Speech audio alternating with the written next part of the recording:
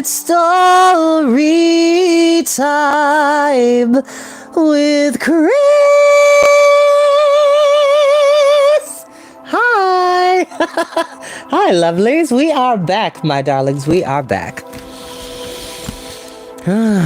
Life has been quite busy for me as of late. I thank you for your patience. Welcome back to Storytime with Chris, where you don't have to watch these videos when they go live. You're more than welcome to watch them in your downtime, nap time, max, relax, and chillaxing time, in between time, mean time, scheme time, study time, break time, CP time, anytime that you want to hear a highly animated voice bring you wonderful stories of magic, fantasy, science fiction, adventure, and many, many more in between. Hi. All right. I'm not going to keep y'all here too long because we got another book to read and 2 chapters to catch up. And then, let me not forget because I have a tendency to forget sometimes. Hold on. Okay, cool. Come here. Thank you. Okay, so I know I've been skipping, but this Sunday,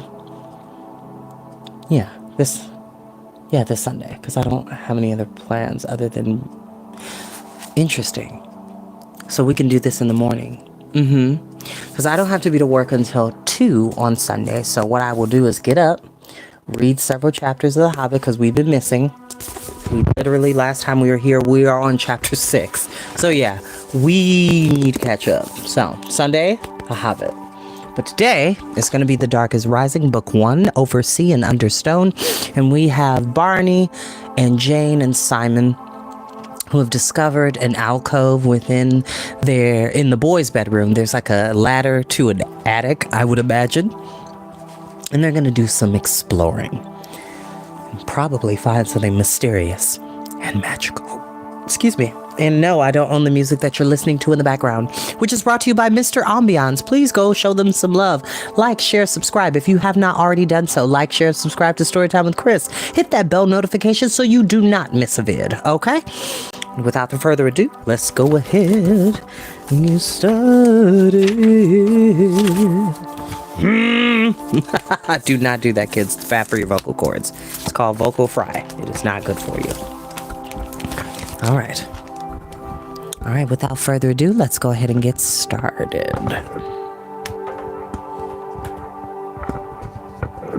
All right. Chapter 3. As Simon's head emerged through the hatch at the top, he caught his breath just as Barney had. And sneezed enormously. Choo! Clouds of dust rose and the ladder shook. "Hey," said Barney protestingly from below, drawing his face back from his brother's twitching heels. Simon opened his watering eyes and blinked. Before him and all round was one vast attic, the length and breadth of the whole house, with 2 grubby windows in its sloping roof. It was piled higgledy-piggledy with the most fantastic collection of objects he had ever seen.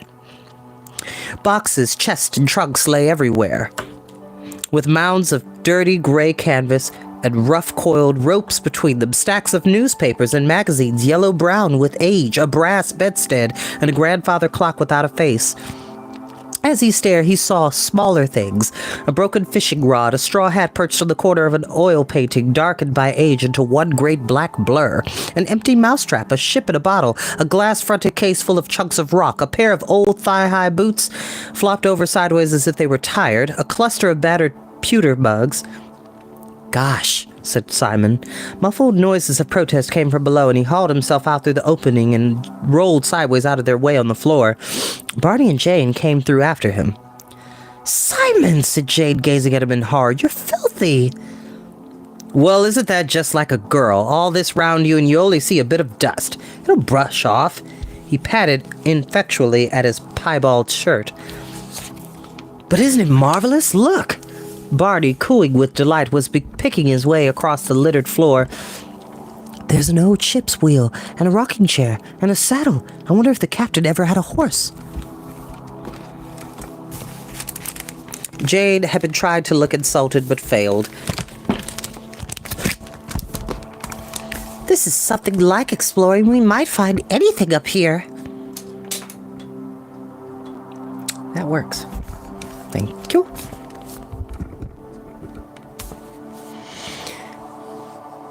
dancing around in a circle with the witch doctor cursing us all. Well, he can curse away, Barty said cheerfully. We've got enough provisions for ages. I'm hungry. Oh, no, not yet. You can't be. It's only 4 o'clock. Well, that's tea time. Anyway, when you're on the run, you eat little and often because you daren't ever stop for long.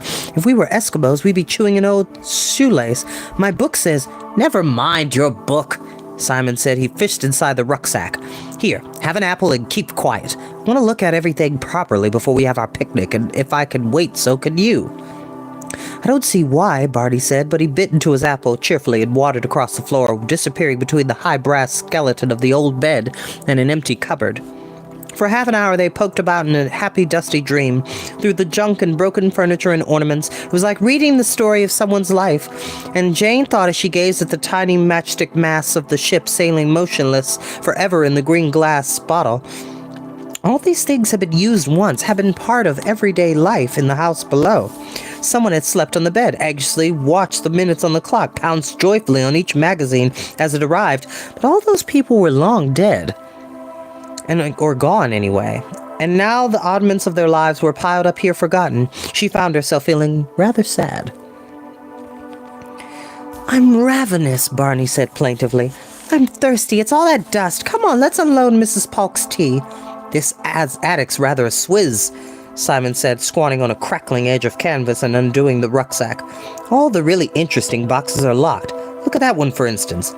He nodded towards a black metal chest with 2 rusting padlocks on its lid. I bet it's full of the family jewels. Might be, you never know.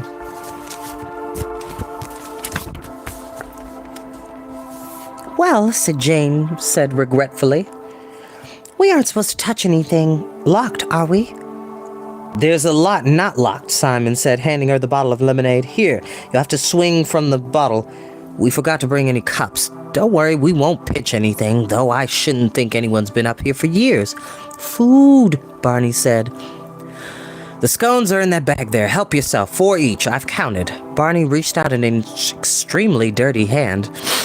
Barney, Jane squeaked. Wipe your hand. You'll eat all sorts of germs and get typhoid or rabies or something. Here, have my handkerchief. Rabies is mad dogs, Barney said, looking with interest at the black fingerprints on his scone. Anyway, Father says people make too much fuss about germs. Oh, all right, Jane, stop waving that silly thing at me. I've got a proper handkerchief of my own. I don't know how girls ever blow their noses. Scowling, he thrust his free hand, into his pocket, and then his expression changed to disgust. Ugh, he said, and brought out a brown, squashed apple core. I've forgotten that. All cold and horrible. He flung the core away from him into the far corner of the attic. It bounced, slithered, and rolled into the shadows. Simon grinned. Now you'll bring the rats out. All attics have rats. We shall hear greedy little squeakings and see twin green points of fire, and there'll be rats all over the floor. First they'll eat the apple core, and then they'll come after us. Jane turned pale. Oh, hold 1 second. Rats up here, would there? There we go. If there were, they'd have eaten all the newspaper, Barty said hopefully, wouldn't they? I expect they don't like egg. All old houses have rats. We've got them at school. You can hear them scuttling about on the roof sometimes. Come to think of it, their eyes are red, not green. Simon's voice began to lose its brightness. He was beginning to feel slightly unhappy about the rats himself now. I think maybe you'd better pick that apple core up, just in case. Barney gave an exaggerated sigh and got to his feet, swallowing his scone in 2 gigantic bites. Where did it go, then? Over there somewhere. I wonder why they didn't put anything in this corner. He crawled about on his hands and knees, aimlessly. Come and help, I can't find it. Then he noticed a triangular gap in the sloping wall of the attic where its planks joined the floor. He peered through and saw daylight gleaming dimly through the tiles. Just inside the gap, the floorboards ended, and he could feel wide-spaced beams. I think it must have gone through this hole, he called. I'm going to look. Jane dived across the floor towards him. Oh, do be careful. There might be a rat. Couldn't be, Barty said halfway through the gap. There's light comes through the tiles, and I can see more or less. Can't see any core, though. I wonder if it fell through the floorboards and underneath the part. Ow! His rear half jerked suddenly. What is it? Oh, do come out! Jane tugged at his shorts. touched something, but it can't be a rat. It didn't move. Where's it gone? Here it is. Feels like cardboard. Blah, here's that disgusting cord next to it as well. His voice grew subtly louder as he backed out of the hole, flushed and blinking. Well, there it is, he said triumphantly, flourishing the apple core. Now the rats will have to come and get it. Still don't believe there are any. What's the other thing you've got? Simon looked curiously at a tattered scroll-like object in Barney's other hand. A piece of wallpaper, I think. I bet you've eaten all the scones, you pigs. Barney bounded back across the floor, making the floorboards rattle. He sat down, pulled out his handkerchief, waved it ostentatiously at Jane, wiped his hands, began to munch another scone. As they ate, he reached over and idly unrolled the scroll he had found. Holding one end down on the floor with his toe and pushing the other back with a piece of wood until it stretched open before them. And then as they saw what it was, they all suddenly forgot their eating and stared. The paper Barney had unrolled was not paper at all, but a kind of thick brownish parchment, springy as steel, with long raised cracks across it where it had been rolled. Inside it, another sheet was stuck down, darker, looking much older, ragged at the edges, and covered with small writing in strange, squashed-looking dark brown letters. Below the writing it dwindled as if it had been singed by some great heat long ago, with half-detached pieces carefully laid back together and stuck to the outer sheet. But there was enough of it left for them to see at the bottom a rough drawing that looked like the uncertain outline of a map. For a moment they were all very quiet. Barney said nothing, but he could feel a strange excitement bubbling up inside of him. He leaned forward in silence and carefully stretched the manuscript flat, pushing the piece of wood aside. Here, Simon said, I'll get something to weigh the edges down.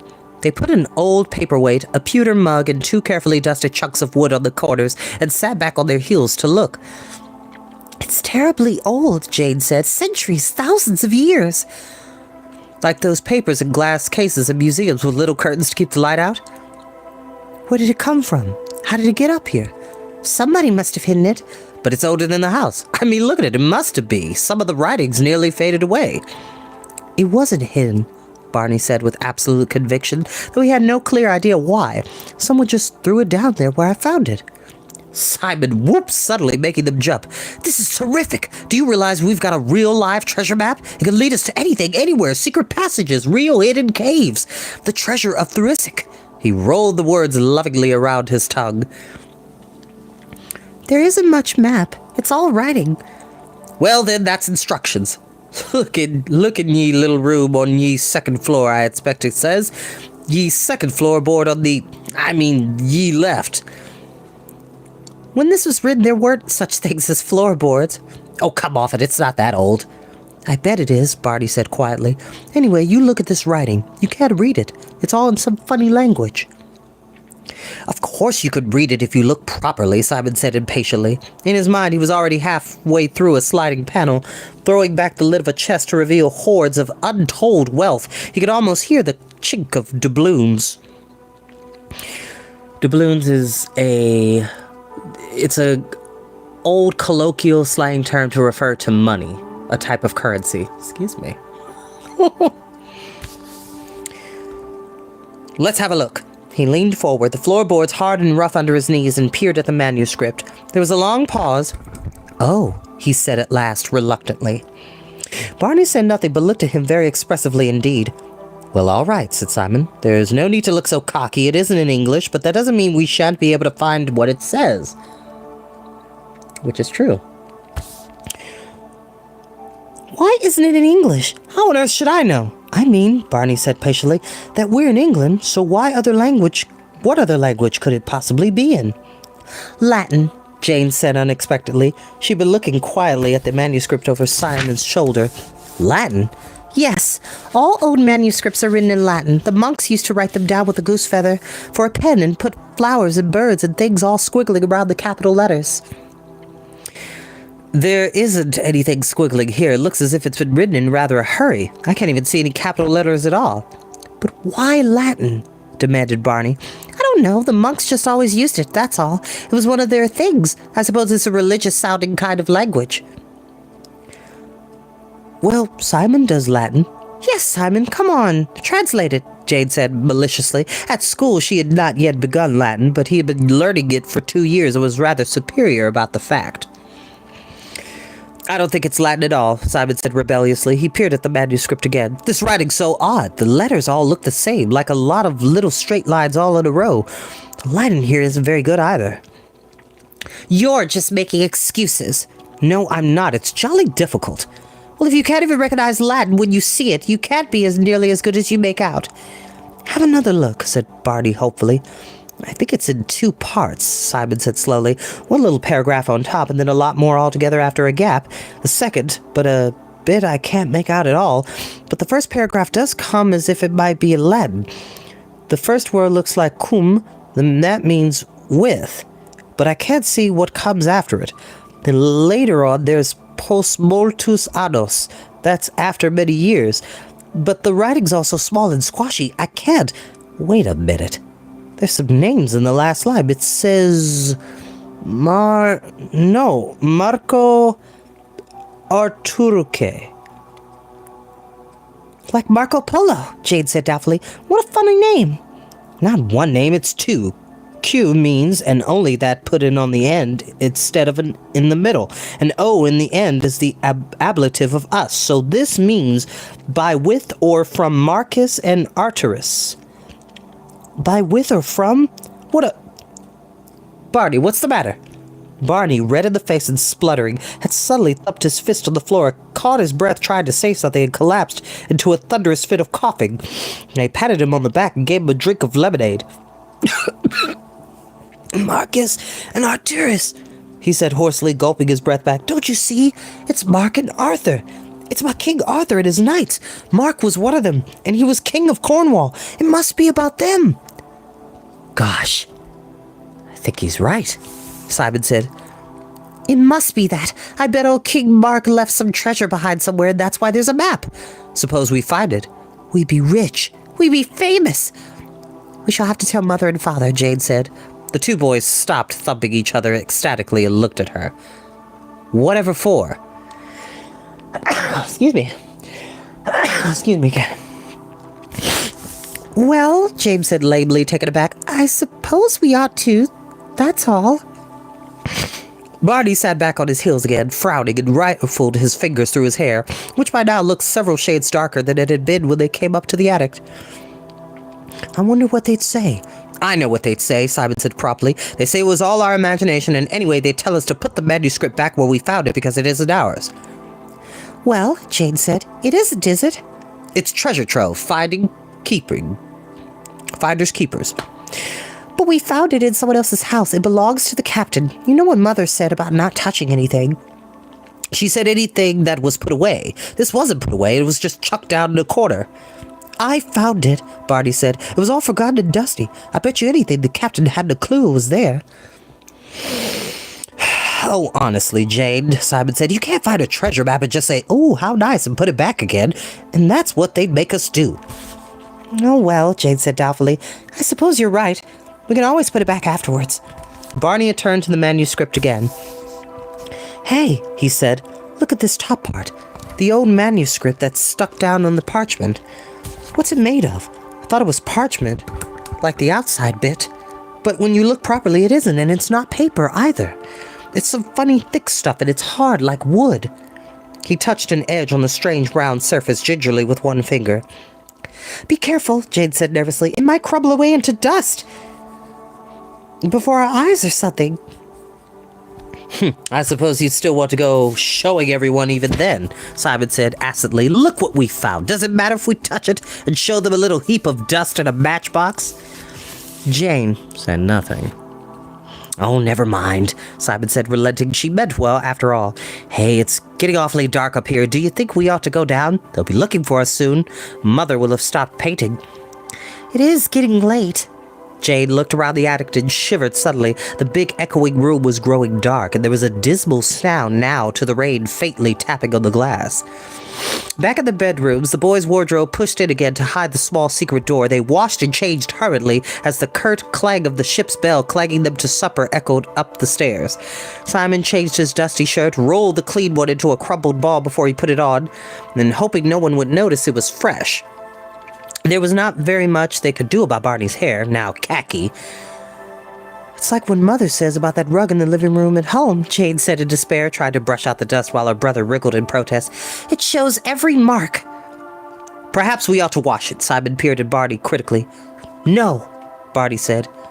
Oh well, there isn't time really. Anyway, I'm hungry. You'll just have to sit away from the light. But when they all were sitting around the supper table, it soon became clear that no one was going to ask questions about where they had been. The evening began as one of those times when everything seemed determined to go wrong. Mother looked tired and depressed and did not say very much. Signs they knew that her day's painting had not been a success. Father, gloomy after the gray day, erupted into wrath when Rufus bounced in dripping from his walk and banished him to the kitchen with Mrs. Polk. And Great Uncle Mary had come in silent and thoughtful, mysteriously brooding. He sat at one end of the table, alone, staring into the middle distance like a great carved totem pole. The children eyed him warily and took care to pass him the salt before he had to ask. But Great Uncle Mary scarcely seemed to see them. He ate automatically, picking up his food and guiding it into his mouth without taking the slightest notice of it.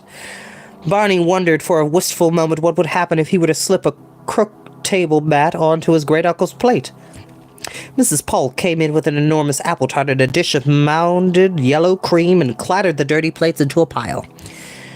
She went out down the hall and they heard the rich rolling contralto of "Oh God, our help in ages past," echoing into the distance.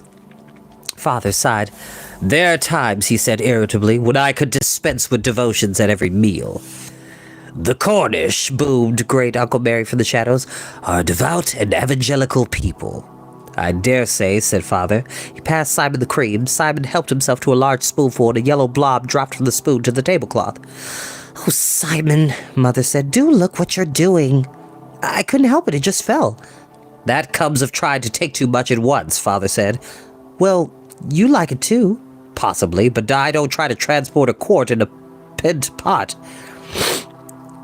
"What do you mean?" "Never mind," Father said. "Oh, for heaven's sake, Simon, that's just making it worse." Simon, in an attempt to retrieve the glob of cream with the spoon, had left a large yellow smear on the cloth.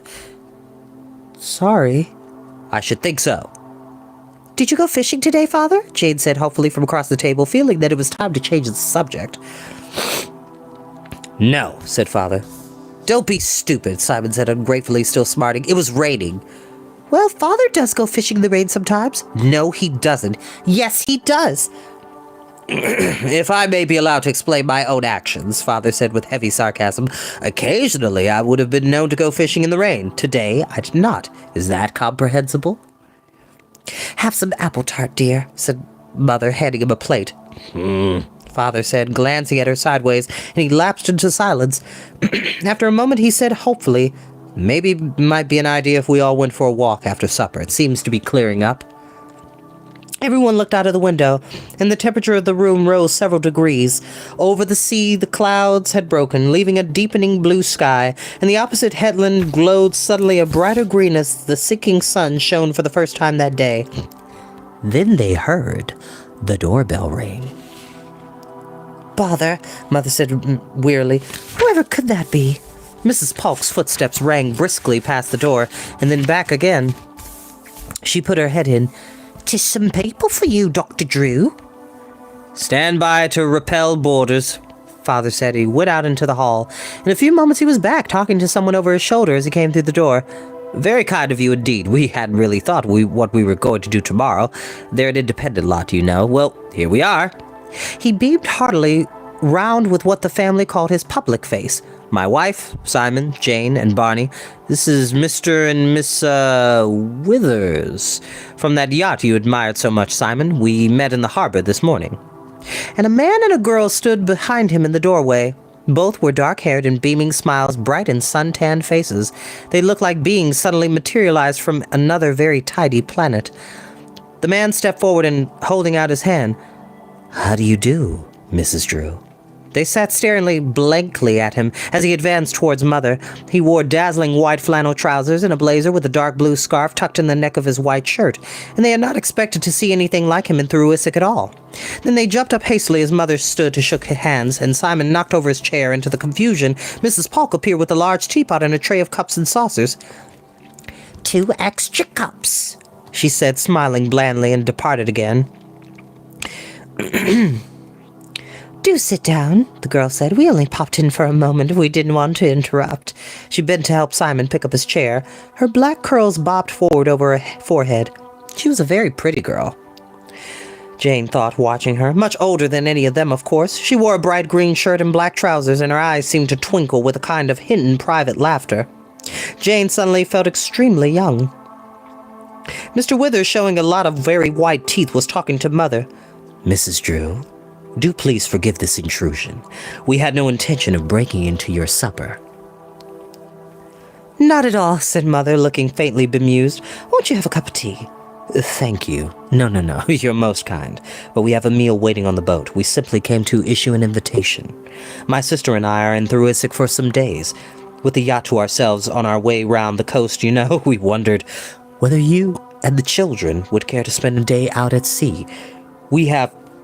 Gosh! Simon nearly upset his chair again. How marvelous! You mean go out in that fabulous boat? I do indeed, said the smiling Mr. Withers. Simon spluttered without words, his face glowing with delight. Mother said hesitantly, Well, of course... I realize we're descending on you out of the blue, Mr. Withers said soothingly, but it would be pleasant to have company for a change. And when we met your husband at the harbour master's office this morning and discovered we are neighbours in London. Are you? Said Barney curiously from the table. Where? Marleybone High Street, just round the corner from you, said the girl, dimpling at him. Norman sells antiques. She looked across at Mother. I expect you and I use the same shops, Mrs. Drew. You know that little patisserie where you can get those gorgeous rum babas? I try not to, Mother said, beginning to smile. Well, really, this is very kind, considering we're strangers. But I'm not sure whether... Well, the three of them can be rather a handful, Mother! Simon looked aghast. Mr. Withers puckered his nose boyishly at her. But my invitation extends to the whole family, Mrs. Drew. We sincerely hope you and your husband will join our little crew as well. Just a trip out and back, you understand, round the bay as the commercial gentlemen have it, with perhaps a little fishing. I shall enjoy showing off the boat. Tomorrow, perhaps? They say it would be a fine day. What an old-fashioned way of talking he has, Jane thought idly. Perhaps it comes of selling antiques. She looked at Simon and Barney, both all eagerness at the idea of a day on the strange yacht, gazing anxiously at their parents, and then back at Mr. Withers' immaculate white flannels and folded scarf. I don't like him, she thought. I wonder why. Well, thank you very much indeed, Mother said finally. I don't think I shall come, if you'll forgive me. If the sun comes out, I shall go and work up above the harbor. But I know Dick and the children would love to go. Ah, yes, Dr. Drew was telling us about your painting. Mr. Withers said warmly, Well, the loss will be ours. But if the muse calls, dear lady... The rest of the family will come, though, I hope. Not half, said Simon swiftly. It sounds smashing, Barney said. He added as an afterthought, Thank you very much. Well, said Father cheerfully, this is a noble gesture, I must say. We're very grateful to you. As a matter of fact, he looked vaguely around the room. There should have been one other member of the family here, but he seems to have disappeared. My wife's uncle. He rented the house for us. The children automatically followed his gaze around the room. They had forgotten Great Uncle Mary. Now they realized that there had been no sign of him since the two sudden visitors appeared. The door that led into the breakfast room at the back of the house stood slightly open, but when Barney ran across to look in, there was no one there. Pay attention. This is rather important. Professor Lyon, you mean? The girl said. That's right. Father stared at her for a moment. I don't think I've mentioned him this morning. Do you know him then? Mr. Withers answered for her quickly and smoothly. I believe we have met once or twice in another sphere than this, in the course of our work, A charming old gentleman, as I remember, but a little unpredictable. That he certainly is, Mother said ruefully, always dashing off somewhere. He hasn't even finished his supper this time, but do let me give you some tea or coffee. Thank you, but I think we should be getting back, the girl said. Van will have supper waiting. Mr. Withers pulled down the edges of his immaculate blazer with a precise feminine gesture. You're quite right, Polly. We mustn't be late. He swung his white smile around the room like a lighthouse. Van is our skipper, the professional on board, and an excellent chef, too. You must sample his cooking tomorrow. Well now, shall we see you all down in the harbor if the weather is fine? 9:30, perhaps? We will all have the dinghy waiting at the quay. Splendid! Father moved with him out into the hall, and everyone struggled after them. On the way, Polly Withers paused and looked up over Simon's head at the old Cornish maps hanging among the oil paintings on the dark wall. Do look, Norman. Aren't they marvelous? She turned to Mother. This really is a wonderful house. Did your uncle rent it from a friend? Captain Tom's. We've never met him. He's abroad. Quite an old man, a retired sailor of some kind. I believe his family have owned the Grey House for years.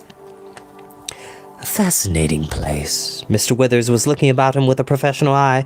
He has some beautiful old books, I see. He reached one hand idly down to the door of a long, low bookcase in the hall, but it would not open. I keep everything locked, Father said. You know what it is with the house. One's always nervous of damaging things. An admirable principle, Mr. Withers said formally, but his sister was smiling down at Simon. I bet it's a wonderful place to explore, isn't it? Have you children been looking for secret tunnels and things yet? Excuse me. I know I should have done in an old house. Do let us know if you find one. Simon said politely, feeling Barney's anxious eyes on his back. No, I don't think there's anything like that here.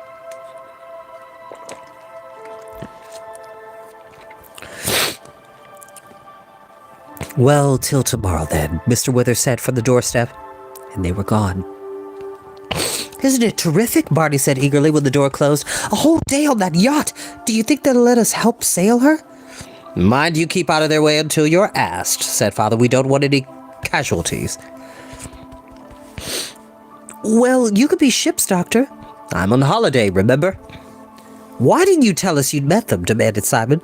I was going to, Father said meekly. I expect I was too busy being irritable. He grinned. You can let Rufus out now if you want to, Barney, but he's not going on the boat trip tomorrow, so don't ask. Jane said suddenly, I don't think I will either. Well, for goodness sake, Simon stared at her. Why ever not? I should get seasick. Of course you wouldn't. Not under sail. There won't be any smelly old engine running. Oh, come on, Jane. No, said Jane more firmly. I'm not batty about boats like you are. I really don't want to go. They won't mind, will they, Father? Simon said in disgust. You must be nuts. Leave her alone, said his father. She knows her own mind. No, they'll understand, Jane. No one would want you to be worried about getting ill. See how you feel about going in the morning, though. I do think it would be safer not, Jane said, but she said nothing about her real reason for not wanting to go. It would have sounded too silly to explain that she felt a strange uneasiness about the tall, white yacht and about the smiling Mr. Withers and his pretty sister.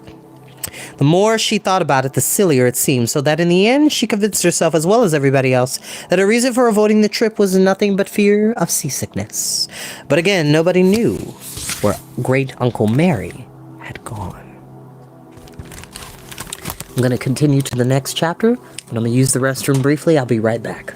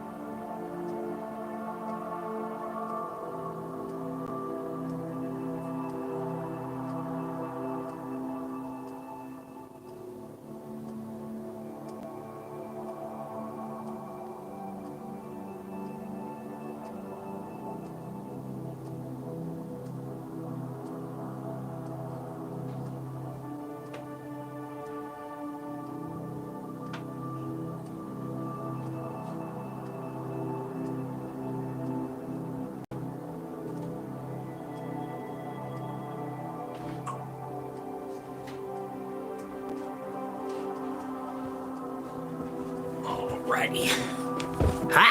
I'm back. Okay. Alright.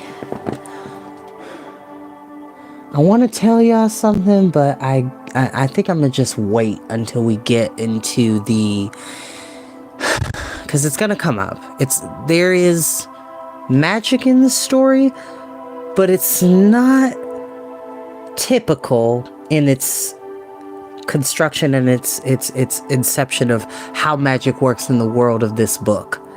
There is two different factions that we will soon be introduced to as we continue to read, that are very important to the story. And just know that there is magic in the story, but it's not of like the fairy tale kind. It is very much so of a, let's just say, a higher level of power. And it doesn't necessarily show itself outwardly. It's very ambient, is the word I'm going to use. Ambient is to be of the atmosphere. So we are going to soon see as we continue to read. Chapter 4. There we go. Ooh, excuse me. A white morning haze lay over the sea, and down in the harbor the boats shifted idly on still water, bright under the sun. Jane peered down from her window. The fishing boats were deserted, but she could see two small figures clambering from a dinghy beside the quay. Simon said behind her, "I brought this for you to look after if you really aren't coming," she told, and saw him holding out a gray woolen sock. It looked peculiarly stiff and cylindrical. "What on earth's so special about your sock?" Simon grinned but lowered his voice. "It's the manuscript. I couldn't think of anything else to put it in." Jane laughed, took the sock, and pulled the manuscript out halfway. But even though she handled it gently, the edges cracked and crumbled ominously as they caught in the wool. "Hey," she said, alarmed. "If that's going to happen every time, the whole thing will fall to bits in a week.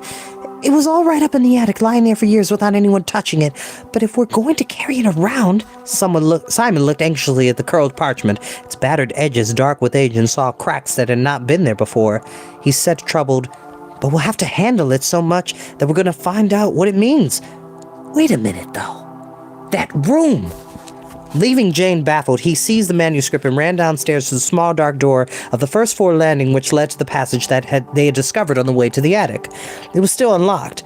He stepped down into the tiny passage and across to the bare, austere room that they had decided was the captain's bedroom. And just as it had been the day before, the telescope case was still lying on the windowsill. Simon picked up the case and unscrewed it. The thread of each half was bright and untarnished, shining with a faint film of oil, and the copper lining inside. When he held it up to the light, glinted dry and clean. He dropped the rolled manuscript inside. It fit perfectly, resting snugly between the two halves when he screwed them together again. Simon looked thoughtfully around the room, as if it might tell him something, but there was nothing but the silence and the mysterious lived-in emptiness, and he closed the door again gently and ran back upstairs. "Look," he said to Jane, "might have been made for it." "Perhaps it was," said Jane, taking the case. "You better hide it somewhere," said Simon. "What about the top of our wardrobe?" "I'll think of a good place," said Jane thoughtfully. But Simon, halfway back to his own room, hardly heard her. Already his mind was racing ahead to the day on the Withers' yacht, and by the time he, Barney, and Father were gone in a great scuffle of argument over oilskins and pullovers and bathing trunks, Jane was almost beginning to wish she had changed her mind and gone too. But she said firmly to Simon's final jeers, "No, I'd only spoil it all if I got sick." And instead she stood watching from the window as they ran down to the quay, and the little dinghy bobbed out to the tall, slim white yacht. Her mother, easel under one arm and a bag of sandwiches and paintings in the other, looked at her doubtfully. "Darling, are you sure you aren't going to be lonely?" "Goodness, no," said Jane stoutly. "I shall wander about. It'll be fun. Honestly, I mean, you don't get lonely when you're painting, do you?" Mother laughed. "All right. Independence, you wander. Don't get lost. I shall be up above the harbor on the other side if you want me. Mrs. Polk's going to be here all day. She'll get your lunch. Why don't you take Rufus for a walk?" She went out into the sunshine, her eyes already vague with the shape and color of her painting. Jane felt a wet nose push up at her hand. looking down at Rufus's large, hopeful brown eyes, laughed and ran off with him down into the village, through the small, strange streets and the Cornish voices lilting from the doorways of the shops. But all the morning she felt curiously restless, as if something were jostling to push itself into the front of her mind, as if, she thought, her mind were trying to say something to her that she couldn't quite hear. When she brought Rufus home to collapse in a panting red heap in the kitchen beside Mrs. Polk, she was still thoughtful and subdued. "Nice walk, lovey," said Mrs. Polk, sitting back on her heels. She had a bucket of soapy water beside her, and her face was red and shiny. She'd been scrubbing the gray slate floor. Jane said vaguely. She fiddled with the bow of her ponytail. "Avie's lunch ready in just a minute," Mrs. Polk said, scrambling to her feet. "Ma, just look at that dog, proper wore out. Needs a drink of water. I'll be bound." She reached for Rufus's dish. "I'll go up and wash." Jane wandered out through the hall, the cool, dark passage with the sunlight shafting in, one of the old maps that Polly Withers has examined over with delight. Miss Withers. Why she and her brother had seemed sinister. They were perfectly ordinary people. There was no real reason to think otherwise. It was kind of them to have asked everyone out for the day on the yacht. Odd, though, that remark she had made about exploring and finding things. Finding things. Halfway up the stairs, Jane remembered what a sudden shock of guilt that she had left the manuscript alone all the morning, shut in its new case in the drawer of her bedside table. Should she have taken it with her? No, don't be silly, she thought, but she scuttled up the stairs into her room anxiously and felt a surge of relief as she saw the case lying quietly glinting in the drawer. She drew out the brown roll of parchment and took it to the window, gingerly stretching it out. The lines of cramped black lettering gave her the same shiver and uneasy excitement that she had felt in the attic. At the moment when suddenly they had all three realized what they were looking at, she peered at it, but the squat chunks of words were no more legible now than they had been then. She could just make out the initials of the words that Simon had said were Mark and Arthur. How were they ever to find out what it all meant? She looked down at the bottom of the curling sheet and at the few thin wavering lines that they had thought might be a map. In the dim light of the attic there had been little there to see, but now Jane had the full white glare of midday. She bent closer, suddenly realizing that there were more lines in the map than she had noticed at first. Lines so faint that before she had mistaken them for cracks, and among them, fainter still, some words were written. It was a very rough map, as if it had been hurriedly drawn. It seemed to be coastline, looking rather like a letter W lying on its side, with two inlets and a headland. Or was it two headlands and an inlet? There was no way of telling which side was supposed to be the sea, and although she could just see that there was a word written across one of the projecting arms of land or sea, it was made totally unreadable by one of the breaks in the ancient crumbling parchment, a crack crossing the word out as neatly as if it had been a thick ink line. "Bother," Jane said crossly out loud. She realized she said it that she had become determined in the last half-minute to have some discovery of her own about the manuscript to announce to Simon and Barney when they came back from the day on the boat. That was what had been niggling at the back of her mind all the morning. One other name was written across the map, if it was a name. The letters were small and brown, but more distinct, than those on the rest of the manuscript. Jane worked them out one by one and found they made 3 words. Ring Mark Heady. She stared, disappointed. It meant nothing. Ring Mark Heed, she said experimentally. It wasn't even a place, but how could a place have a name like that? The clang of the ship's bell in the hall came echoing up the stairs, breaking to the silliness of the sea's murmur and the distant gulls, and she heard Mrs. Polk calling faintly below, "Jane! Jane!" Hastily, she rolled up the manuscript and dropped it back into the telescope case, screwing the 2 halves tight together. She opened the drawer of her bedside table, hesitated for a moment, then shut it again. Better not to let it out of her sight. She snatched a cardigan from the bed, wrapped it around the case, and ran out and down the stairs 2 at a time. But she ran too fast. Swinging around a corner of the first-floor landing, she bumped heavily against a long, low wooden chest lying in the shadows and yelped with pain. It would have to be the same leg she had hurt down the quay.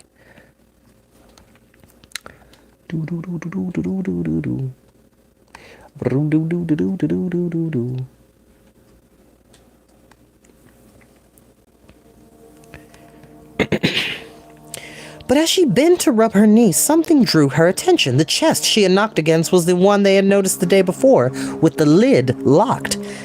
Made of golden ornaments, Simon had said, and then found he couldn't open it. But now the lid had sprung open a few inches and was rocking gently up and down.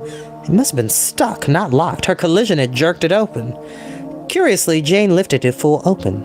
There was not much inside, some old newspapers, a big pair of leather gloves, 2 or 3 heavy woolen sweaters, and half hidden a small black-covered book. A very dull treasure, she thought, but the book might be interesting. She reached down inside and picked it up. "Jane!" Mrs. Polk's voice was near, coming up the stairs. Guiltily, Jane dropped the lid and bundled the little book inside the folds of her cardigan with the telescope case. Mrs. Polk's face puffed into view through the banisters. "Coming," Jane said meekly. "Ah, there, thought he'd gone to bed, getting too fat for they stay as I am." Mrs. Polk beamed at her.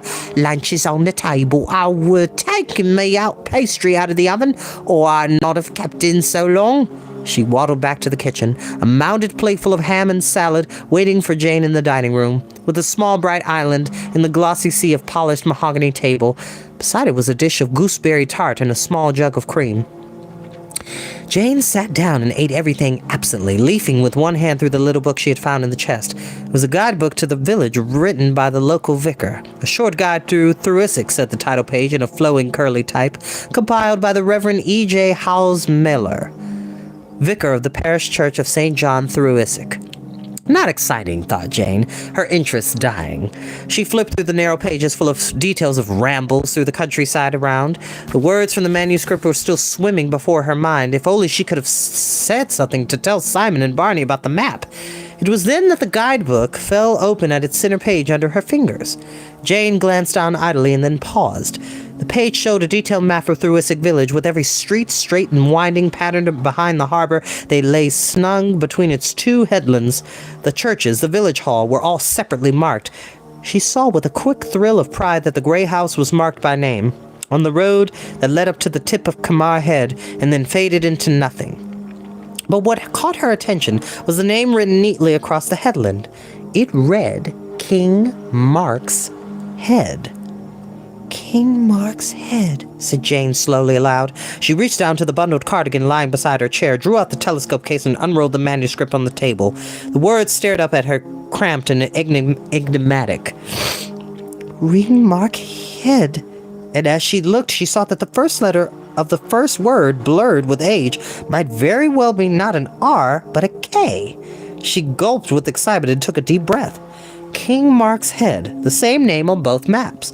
So that the map on the manuscript from the attic must be a map of Thruisic, of that very part of Thruisic of which the grey house stood. The strange words must be an old name for Kamar Head. But when the first delighted shock had washed over her, she looked again from one map to the other, and her spirits sank a little. There was something very odd about the wavering outline of the coast drawn in the old manuscript, something more than the inaccuracies you would find in a rough freehand drawing. The lines of the coast were not the same as those on the guidebook map. The headlands bulged strangely, and the harbor was the wrong shape. Why? Puzzled, Jane fetched a stub of pencil from the sideboard and did her best to draw a faint copy of the manuscript coastline over the one on the guidebook. There was no doubt about it. The shapes were not the same. Because you see, children, the thing about maps, they are very important to have. They show us the history of the land, but as time goes on, the land itself changes. It could take 5 years, it could take 10 years, it could take a couple months, or a couple of centuries. But land always changes, whether it's the sea absorbing land to, make the land smaller, or whether it's the water receding to bring more land out to be presentable. So the earth shifts and moves and changes over time. So it's always good to have a map of the past and a map of more recent time, so you know where you're going.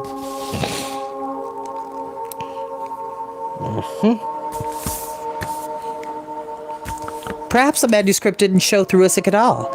Perhaps there were 2 headlands in Cornwall called King Mark's Head, or perhaps the coast had changed its shape in the hundreds of years since the manuscript had been drawn. How on earth were they to find out? She put the manuscript reluctantly away and stared at the 2 outlines, one in print, one in pencil, and that she now had on the page of the book. But still she could find no answer. In exasperation, she flipped back the pages of the book and suddenly caught sight of the title page again. The Reverend E.J. Howells Miller, M.A. Jane jumped to her feet. That was it. Why not? The vicar of Thurisic must know all about the district. He was the expert. He had written the guidebook. He would know whether the coast had changed its shape and what it had been like before. That was the way to find out. The only way. He was the only person she wouldn't ask why she wanted to know. He would think she was just interested in his book. She must go and find him and ask. But then how much she would have to tell Simon and Barney when they came home. This was the final thought which decided Jane, normally the shy member of the family, on the way she would spend her afternoon. She quickly turned as the door opened, and Mrs. Paul came rolling in. "Finish, Ave? Enjoy it?" "Lovely, thank you very much." Jane gathered up the guidebook and the precious woolly bundle of her cardigan. "Mrs. Paul," she said, tentatively, "do you know the vicar of Thurisic?" Surely, she thought, with all those hymns. "Well, not myself personally, no." Mrs. Polk became very grave and solemn. "Being chapel, I don't have no contact with him. Though I see him about, of course. Trouble, clever man, they do say the vicar is. Was he thinking of taking a look at the church, my dear?" "Yes," Jane said. After all, I probably shall," she added defensively to herself. "'Tis a beautiful old place. Look long way, though, up the hill and the top of the village. You can just see the tower through the trees going up Fish Street from the quay." "I think I know." "Don't get sunstroke now." Mrs. Polk sailed benevolently out with the dishes, and in a moment Jane heard, "Abide with me," echoing with rich, gloomy relish down the hall from the kitchen. She ran upstairs and looked hastily round for a place where she might hide the manuscript case, and finally tucked it among the covers at the foot of her bed. She thought it could lie along the edges of the mattress and leave no bump. Then before her nervousness could get the better of her new idea, she went out, clutching her guidebook, into the sleepy afternoon sun. The church at the top of the hill seemed cut off from the sea. Jane could see nothing from there but trees and the hills, and even the little village houses ended some 20 yards down the road. The square gray church with its low tower and the big gate posts opposite it might have been in any wooded valley 100 miles from the sea. In the churchyard, a wizened old man in street sleeves and braces was cutting the grass with a pair of shears. Jane stopped near him on the other side of the wall. "Excuse me," she said loudly, "but is that the vicarage over there?" The old man, wheezing, straightened himself up by holding one arm round to push himself in the small of the back. "He's right," he said laconically. Then she just stood there, staring without expression, watching her all the way across the road and up the drive. Jane heard her feet crunching on the gravel enormously loud in the silent afternoon. The big gray square house, its windows empty and lifeless, seemed to dare her to disturb it. It was a scruffy house, she thought, for a vicarage. The gravel of the drive was clotted with weeds, and in the rambling garden hydrangea bushes grew spindly and neglected. With the grass of the lawns as high as hay, she pressed the bell push by the side of the peeling door and heard a bell ring faintly inside the house, echoing a long way off. After a long time, when she had just begun to decide with relief that no one was there to answer the bell, she heard footsteps inside the house. The door opened, creaking resentfully as if it did not often open at all. The man standing there was a tall and dark, untidy and old sports jacket, but at the same time forbidding, with the thickest brown eyebrows that Jane had ever seen growing almost straight across his brow without a break in the mirror. He stared down at her, which what she is describing is called a unibrow. So a unibrow is someone who naturally has one eyebrow just across their brow, their forehead. There are plenty of amazing athletes that have unibrows, actually.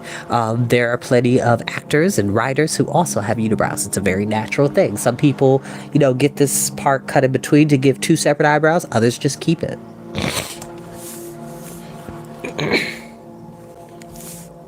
"Yes." His voice was very deep without a trace of accent. "Is Mr. Halsmeller in, please?" The tall man frowned. "Mr. who?" "Mr. Halsmeller, the vicar."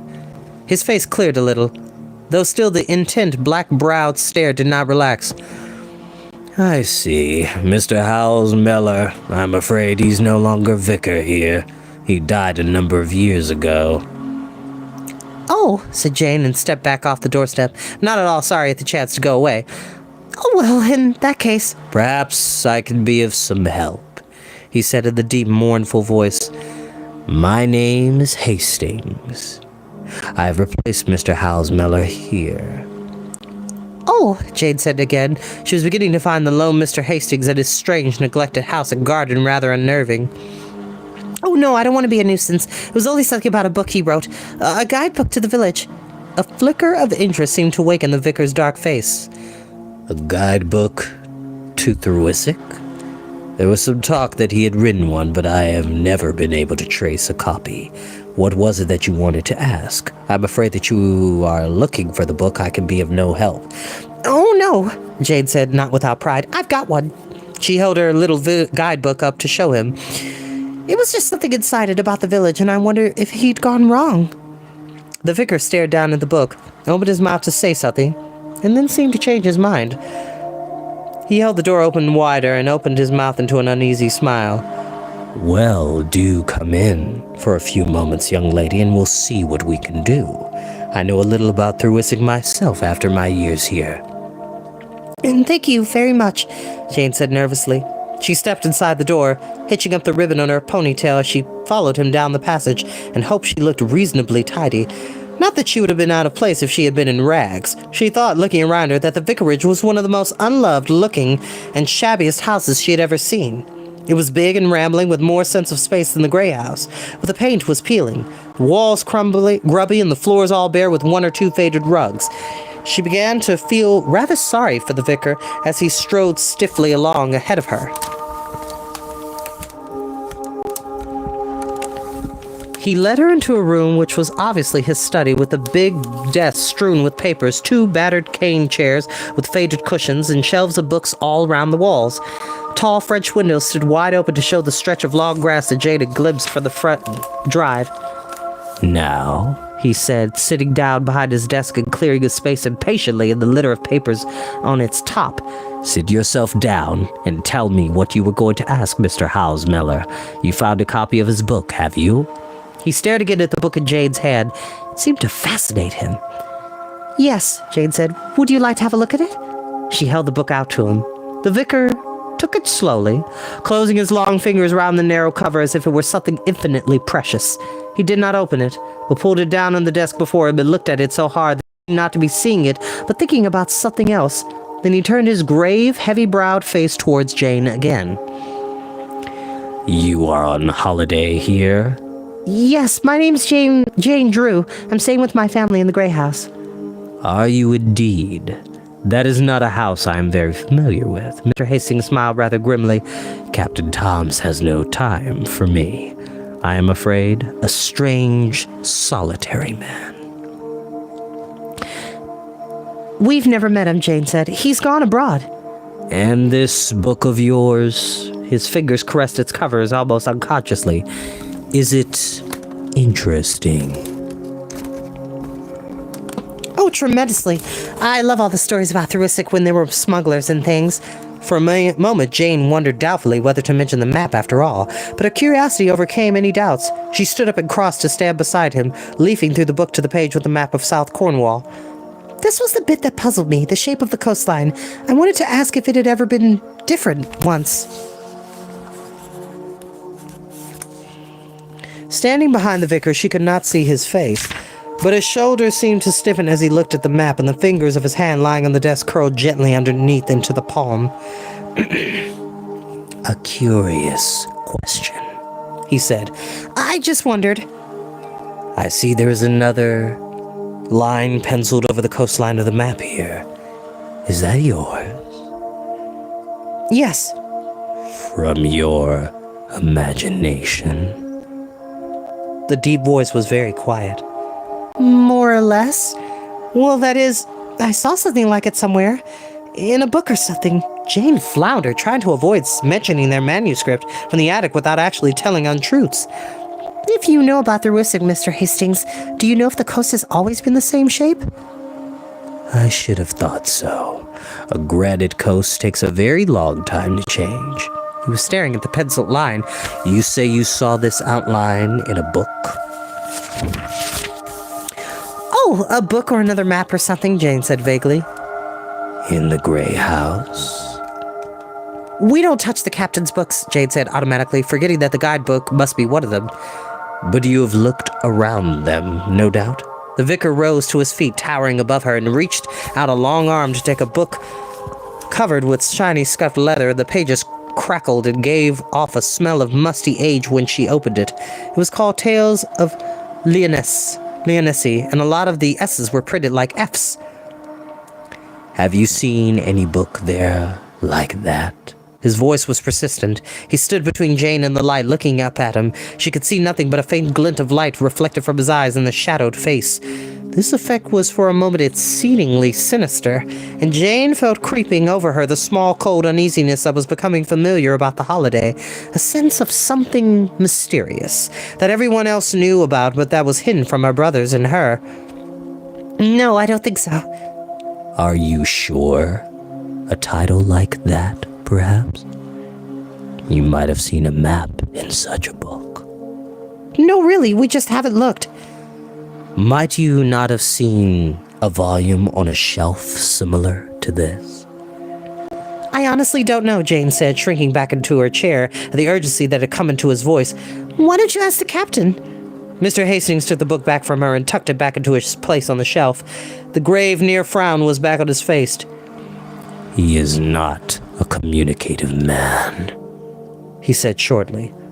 Uneasiness was nudging more insistently at Jane's mind as she began to fidget from one foot to another. Well, I must be off to home, she said, using one of her mother's phrases brightly and hoping it sounded polite. I'm sorry to have interrupted you. She glanced rather wildly from the window to the door. The vicar, standing silent and intent, pulled himself together and moved towards the French windows. You can come out this way. It's quicker.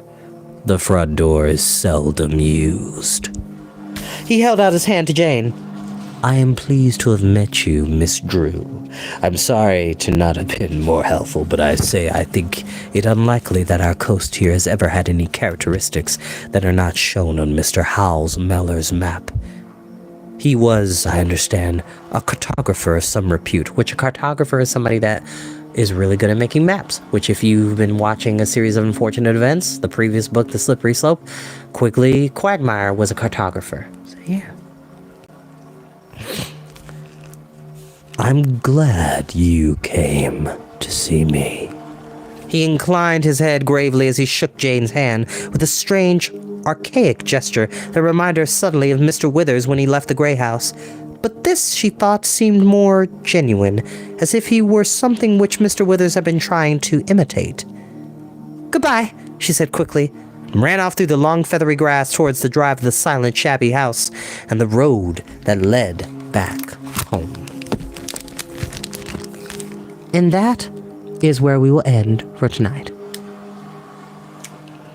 As always, y'all, I really do appreciate you watching these videos for story time. I will do my best to continue to be consistent. This is my passion. This is my love. And I do appreciate you. And I will see you next time. Bye-bye.